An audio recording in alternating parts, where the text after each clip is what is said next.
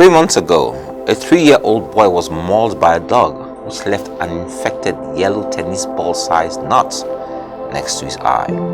His eye was swollen shut, and the pediatrician would only know whether his sight was spared after the infection cleared. This meant taking antibiotics, and this was an impossibility for this child. He would gag on it and spit up every time and beg his parents to stop. They would have to strip him naked, place him in a bathtub, hold him down, and drop the medicine down his mouth with an eyedropper. When he spat out the offensive liquid down his face, neck, and chest, his dad would scoop it up with a spoon and put it back in his mouth. This ritual was repeated twice daily. He just had to take this medicine or the infection could spread. Eventually, this worked and his infection cleared. The most interesting thing for the father was that even though the medicine was coated to make it sweet, just like most children's medicine, this child couldn't bear to swallow it. And Jesus answered him, "The first of all the commandments is, Hear, O Israel, the Lord our God is one Lord. And thou shalt love the Lord thy God with all thy heart, and with all thy soul, and with all thy mind, and with all thy strength. This is the first commandment. And second is like, namely this, thou shalt love thy neighbor as thyself. There's none other commandment greater than these." For the last few weeks, all I've talked about is love, love, love. Love God with all your heart, soul, mind, and strength. Love your neighbor as yourself. It's so important that I devoted 4 straight weeks to this topic.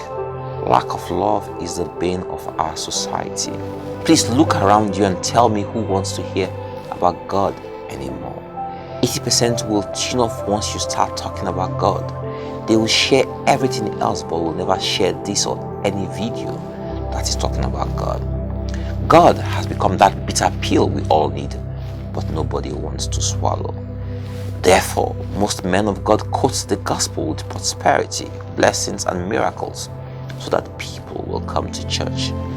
If you don't sugarcoat the gospel, people won't come. If you don't lace the gospel with sweet stuff, nobody will listen. My pastor once told me to reduce the length of my videos because most people wouldn't watch past 2 minutes. This jolted me, but I knew he was right about the audience. Every week, I must come up with innovative and interesting ways to tell this most simple message: God loves you. Sometimes the preamble or the quoting is even longer than the message.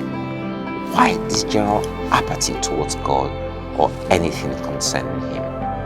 Like that 3-year-old boy, we hate that which we need. We reject it immediately we hear it. We spit it out over and over again. But then, thank God for parents who take their time to scoop it back in our mouths over and over again till we keep it down. It's an act of love and sacrifice.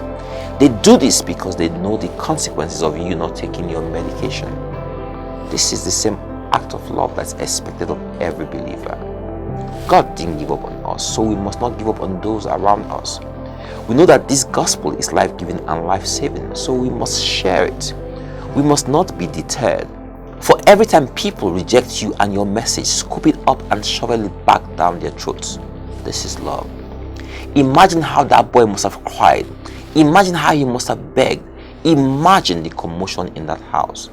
And the easiest thing would have been for the parents to just let him have his way. After all, it's just one dose. It won't kill him if he doesn't take it. This would have been an easy way out, but love constrained them to do what's right. I have always imagined how men of God prepare several messages, sometimes daily, sometimes weekly, and for each message, they get knocks. We abuse, criticize, humiliate, and impugn their characters, but they continue. They don't stop. They devote themselves to the message they preach. For those of us who criticize them, I encourage you to plan and prepare for just one message, and then climb that pulpit. Your whole perspective will change. You see, that parent who was giving that medicine to his child probably had his own medication to take, but he had to first focus on his son. So it is with the clergy, men and women doing God's work. They have their own challenges, difficulties, and trials, but they leave that aside just to give you your own medicine first. For those of us who say they have other reasons for doing it, you do yours for the right reasons. Important thing is spread the gospel. Someone around you is in dire need of that life-saving word. We need to be persistent and consistent in sharing this gospel of love till people accept God, His message and His messengers. Every problem in our society can be traced to the lack of love, which is a simple message of the gospel. Not some problems, every single problem. We all know this, but refuse to practice or preach this love. We are all victims of our own actions. In the last 1 week, hundreds of people, men, women and children were killed in northern Nigeria. Please be honest with yourself today. Did it bother you? No, it's not your problem. It is far removed from you and can't touch you. Newsflash, guys, because you don't care is coming closer and closer to you every day. Open your eyes and see what's going on around you. Your society is imploding, your world is exploding, and all because you choose not to love or care. Are you really prepared to pay this price? I don't think so. The parents of that young boy were not prepared to pay the price of their son not taking his medication, which would have been a spread of the infection, damage to organs, and then death. So they stayed the course and showed love until he got better. Guys, let's stay the course. It's not easy, and nobody ever promised us it will be easy. It won't happen in a day, a week, or even a year, but it will eventually happen if we stay on course. The message is simple. God loves you. Love God. Love yourself. Love your neighbor. Do this, and your society, your country, and your world will become better. God bless you all.